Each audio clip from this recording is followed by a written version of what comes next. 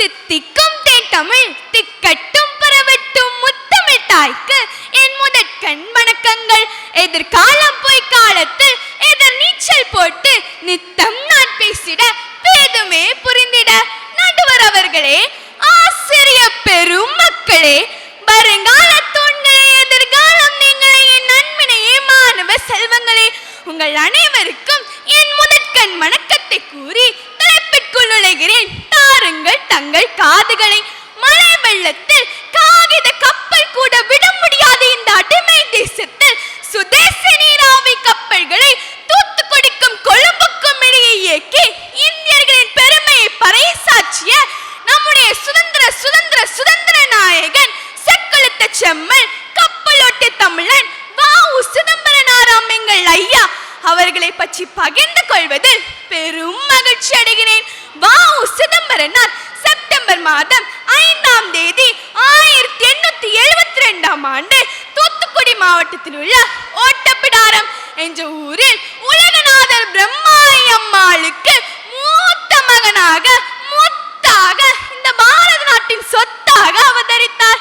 வ.உ.சி தன தந்தையை போலவே வழக்கறிஞராக சட்டம் பயில திருச்சிக்கு அனுப்பப்பட்டு 1894ஆம் ஆண்டு தன சட்ட படிப்பை தொடர்ந்தார். ஆங்கிலேயர்களை விரட்ட அருமையான ஆயுதத்தை கையில் எடுத்தார் வ.உ.சி.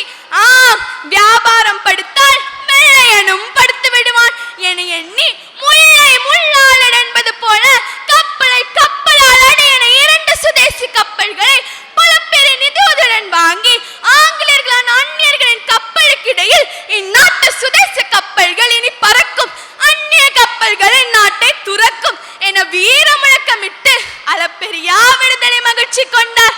நாள் பார்த்து நேரம் பார்த்து வீரத்தையே மூட்டியதற்காக, ஆங்கிலேயருக்கு எதிராக கப்பல் ஓட்டியதற்காக, வந்தே மாதரத்தை அழுத்தி அழுத்தி சொன்னதற்காக என பல பொய் குற்றச்சாட்டுகளோடு கூண்டிலே அடைக்கப்பட்டார். அங்கு விலங்கு பூட்டிய கால்களோடு மாடு கூட இழுக்க முடியாத செக்கை இந்த மாமனிதன் இழுத்தார். கைகளில் ரத்தம் சொட்ட சொட்ட கயிறு திரித்து இந்த மண்ணுக்காக தன் கைகளை புண்ணாக்கியவருக்கு ஒரு பேரதிர்ச்சி காத்துக் கொண்டிருந்தது. தன் தாய் நாட்டுக்காக வாங்கப்பட்ட சுதேசி நீராவி கப்பல்கள் ஆங்கிலேயிடம் விற்கப்பட்டது என்பதை அவரை பேரதிர்ச்சிக்குள் உள்ளாக்கியது. மிகப்பெரிய செல்வந்த குடும்பத்தில் பிறந்து 1000 பேருக்கு அன்னமிட்ட அவரை, வடியவருக்காக வாதாடிய அவரை, தாய் நாட்டு மக்கள் தலை நிமிர வேண்டும் என்று நினைத்த அவரை தாயக மக்கள் தலை குனிய செய்தது கொடுமையிலும் கொடுமையாக இருப்பதை நினைக்கும் போது நமது உள்ளம் உதறி பதறி வளரி அளவா போகிறது. சுதந்திரம் அடைவதற்கு 11 ஆண்டுகளுக்கு முன்பாக நவம்பர் 8, 1936 தனது இன்னுயிரை நீத்தார்.